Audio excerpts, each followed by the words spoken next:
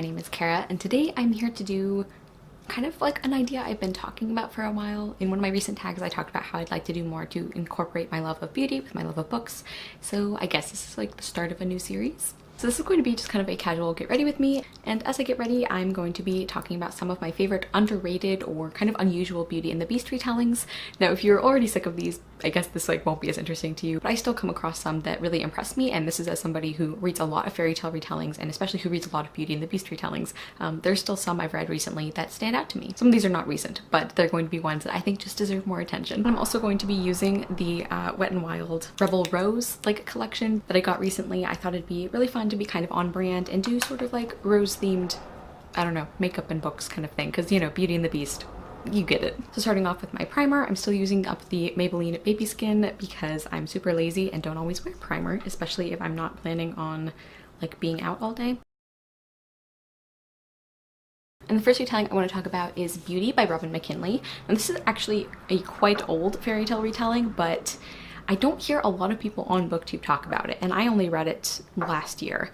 And I really enjoyed it. It's pretty short, and I would say that it's pretty traditional in the kind of beats it follows. I think it sticks pretty close to the original fairy tale, not so much the Disney version, which I think is an issue people had with it. They said that the ending was super confusing, and I kind of liked the ending. I think it mirrors the original fairy tale like quite well. And for foundation, I'm using the Wet n Wild Cushion Foundation, and this is in the shade Nude Beige. It's a little bit yellow toned for me, but it's workable. It's fine.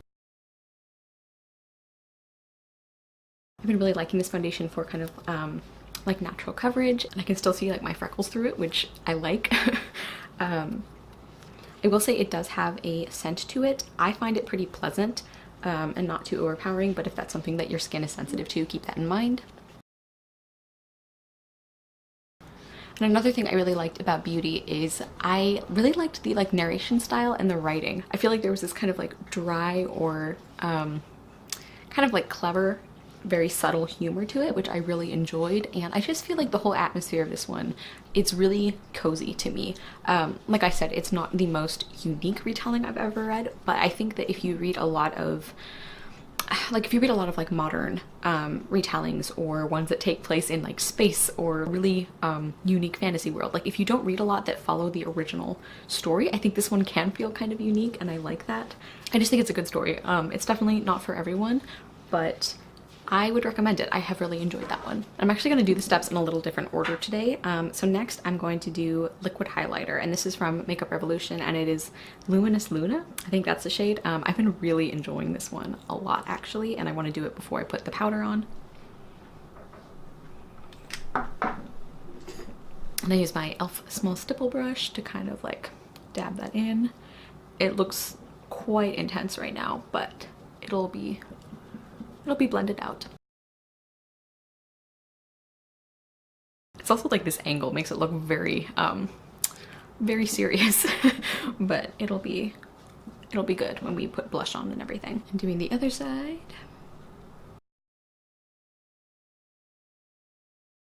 So the next retelling I'm going to talk about is a very creative and unusual one, and that is Beastkeeper by Kat Hellison. I have mentioned this one before, but I want to talk about it some more.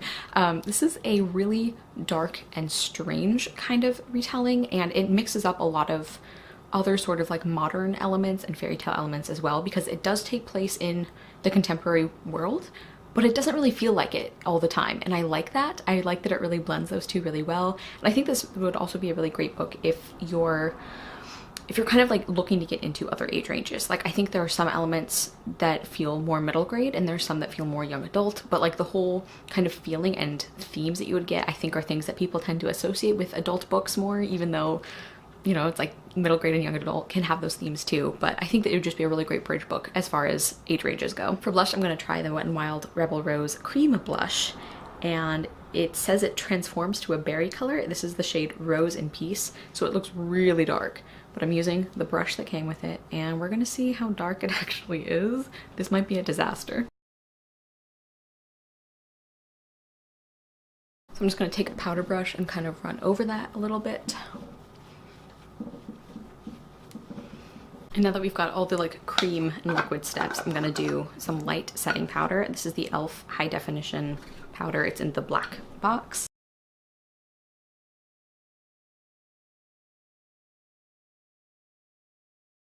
So then another thing I really like about Beastkeeper is the way it really pulls out some of the themes or the messages of the Beauty and the Beast fairy tale, or that you tend to see in retellings of Beauty and the Beast, and it does some kind of darker things with them. Like there is a theme about love and kind of breaking the spell and how love can do that, but there's also some things about how loving people can be dangerous, and that sounds like a weird thing to enjoy, but I don't think it's a super depressing book overall, even though there are some really dark moments. And I will say that the curse elements and everything, they can be kind of confusing, and I think this is a book that lends itself really well to a reread, which is actually when I really loved the book. Is I first read it and I thought it was okay. I think I gave it 3 stars and I almost unhauled it, but then I reread it for the book to rereadathon challenge and I just fell in love with it, and now it's obviously one of my favorites. So I think that it can, if you take it kind of slow, that can kind of help you. Anyway, so that's that one. Wet n Wild Photo Focus Eyeshadow Primer. And then next I want to talk about a very underhyped book, and especially a very underhyped author, and that is Briony and Roses by T. Kingfisher. I have read 2 of her books now and I have loved both of them, and I kind of think she's going to be an auto read author for me. That's how much I have enjoyed those books. And I've mentioned Briony and Roses before as being a really great starter retelling if you're just getting into them or kind of exploring the subgenre, I guess. And it's really short and the writing is very it draws you in right away. It's really lovely but also very humorous. Briony as a main character is just so spunky and wonderful. I love her, but she's not the kind of she's not the kind of strong where she just runs into stupid situations because she can. She's very clever. Her passion for gardening is really interesting, and as somebody who is not super into gardening, I could appreciate how well the book described it because I was still interested. And I think that the ending is pretty unique actually, in the way that it goes very dark sort of unexpectedly, and I liked that. I also loved the relationship between the Beauty character and the Beast character. I just that's such an important thing in a fairy tale, in one of these retellings, I think, and I just really loved their interactions, their banter, the way they got to know each other, and it just felt very organic. And for eyeshadow, I'm gonna go with the House of Thorns eyeshadow palette from the collection. I haven't used this one too much. I'm a little nervous, but we're gonna try it out right here and see what happens. So this could go very badly. I'm going into that green color and let's see how dark that is. Okay, it's looking kind of greenish gray. Maybe it's a duochrome thing, I don't know. This is definitely just looking dark gray. Maybe with my finger it'll show up better. Okay, I definitely think you can see more of the green when you use your finger, which some shadows are just like that, that's fine. So what seems to work best is laying down some of the color with your brush and then going back over it with your finger to get the actual green to show up. I haven't really noticed this with the other palettes I've tried, it's just been this one. Okay, so definitely looking more dark, dark gray or black. Sometimes makeup looks just don't turn out the way you hoped, and that's fine. So I'm going in with the dark red now to kind of go over the edges. Okay, I like how that's looking. Oh, and another thing I love about Briony and Roses is that we actually get to see Briony's sisters and her relationship with them a little bit, because that's an element that gets adapted out of a lot of retellings. So I like that we get to see those sister bonds here. And then the next one I want to talk about is, I guess I would still consider it underhyped, even though it is more it is a bigger title than some of these others, and that is Hunted by Megan Spooner. And I just don't tend to see people talking about this one. I heard barely anything about it when it was released last year, no, the year before. I really didn't hear people talking about it at all, and I loved it. I think that's, well, it's definitely one of my favorite Beauty and the Beast retellings, one of my favorite retellings or fantasy books, period. I understand it's not for everyone. There's a lot of elements that I think really depend on what kind of reader you are. It's a very character driven kind of slower build story, but I loved it. I really loved Yelena, I think that's her name, Yeva, maybe it's Yeva. I really loved the main character. She was so strong, and she cared about her family so much, and you could see that reflected in everything she did. And I think a lot of the times, I think what people tended to have a problem with her was she made some choices, or she took too long to realize things. And I definitely understand that can be frustrating as a reader, but I think especially with a story like this, like you have to read it as if, like you have to know going in that she doesn't know the Beauty and the Beast story, you know? So even though as the reader who have seen this story a lot, it's like, obviously this thing is going to happen. Like, obviously this character is this person. Like, it seems very obvious to us. And I think that's why a lot of people got frustrated with that one. And like I said, I get that, but I guess it didn't bother me because I was enjoying like the really beautiful writing and like the atmosphere and just the overall feeling of that one. I was just loving it so much that it didn't bother me. And like I said, I did like Yelena, or Yeva, I can't remember. I did like her as a protagonist so much that I think I could like cut her some slack, you know?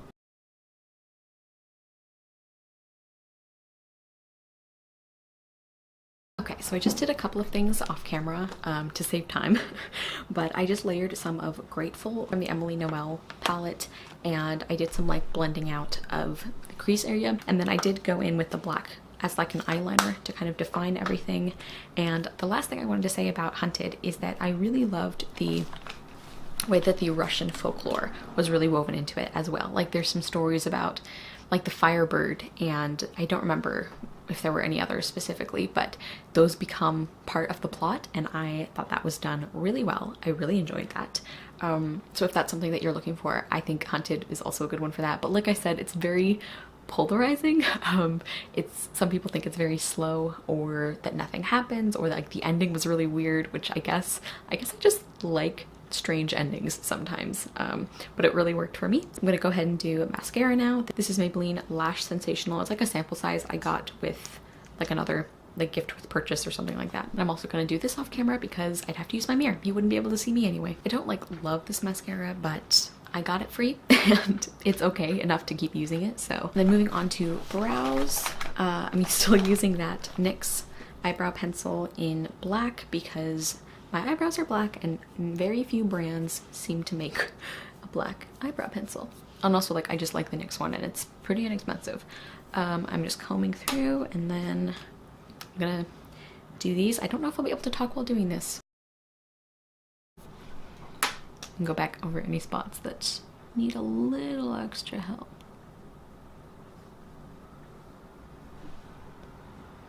Okay.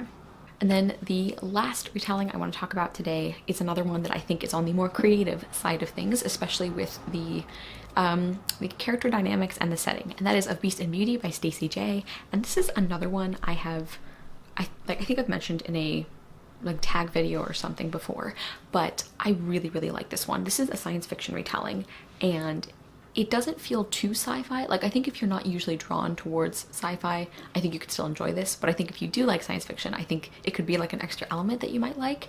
And the relationships between these two groups of people are really complex, and that really informs how Isra and Jem, the main characters, see each other. And something I love about this one is how by the end of the book, you can't quite tell who is supposed to be the beauty character and who is supposed to be the beast. And I really loved that. I thought that was really cleverly done, and I just like really love this relationship between them, like the way that they grow to trust and respect each other and eventually love each other and care about each other so deeply. I just thought that was really well done. And this is another one where there's quite a few creepy or disturbing elements too, which is funny because I don't tend to gravitate towards like actually scary stories, but I guess when it's like low level just uneasiness or creepiness, that's something I can really enjoy. As far as I can remember, I can't think of any content warnings for the other retellings I've talked about, but if there are, I will put them in the description. Oh, actually for Beastkeeper there might be one, but for Beast and Beauty there is kind of discussion of suicide. Like, you don't see it on page, but they do refer to it, so just keep that in mind. But I think this was just such a phenomenal retelling. The ending, like, I cried at the ending. I think I've read this 2 or 3 times now, and I've cried every time. So that's when you know it's good. I just think it's a really great retelling, and like I said, it is on the more unusual side of things. So I think if that's something you're looking for, then you might really like it. I was gonna go with something kind of dark and vampy for the lips, but given the intensity of the eyeshadow, I might do something a little brighter to see if that can play it up. So I'm gonna go with ColourPop Cougar, and that is a matte red. I'm sorry so much of this is gonna be off camera, but like I have nowhere else to put my mirror. Okay, it's kind of a more pinky red than I thought, but I kind of like it actually. I'm gonna finish with some setting spray. This is Pearlescence Rose Water Hydrating Face Mist. Okay, I actually really like how that blush and highlight combo is looking now.